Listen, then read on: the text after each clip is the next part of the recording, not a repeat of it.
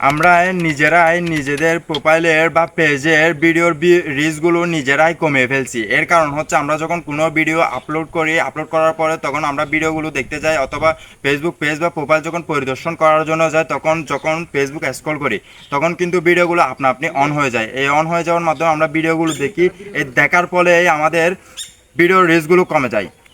আমি আপনাদের সে প্রসেসটা দেখাই দিব, একটা সেটিংস দেখাই দিব। এই সেটিংস যদি আপনারা চালু করে রাখতে পারেন, আপনি যখন যখন ওই ফেসবুক স্ক্রল করেন তখন কিন্তু আপনার ভিডিওগুলো আর অন হবে না।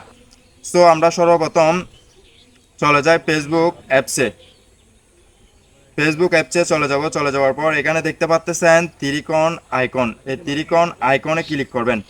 ত্রিকোণ আইকনে ক্লিক করার পর এখানে দেখতে পাচ্ছেন সেটিংস, এই সেটিংস অপশনে ক্লিক করবেন।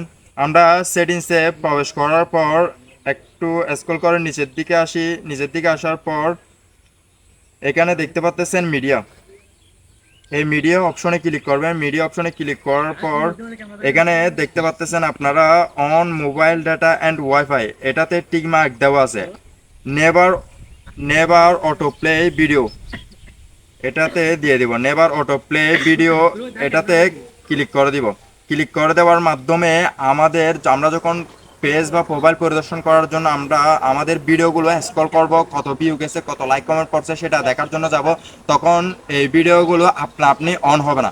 সো গাইস, ভিডিওটি যদি ভালো লেগে থাকে অবশ্যই একটা লাইক আর একটা কমেন্ট, আর যদি আপনারা ভিডিওটি পেজ থেকে দেখে থাকেন তাহলে অবশ্যই ফলো দিবেন, এবং ইউটিউব থেকে যদি ভিডিওটি দেখে থাকেন তাহলে অবশ্যই সাবস্ক্রাইব করে যাবেন, যাতে কোনো ভিডিও আপলোড করার সাথে সাথে আপনারা সেই নোটিফিকেশনটি পেয়ে ভিডিওটি দেখতে পারেন।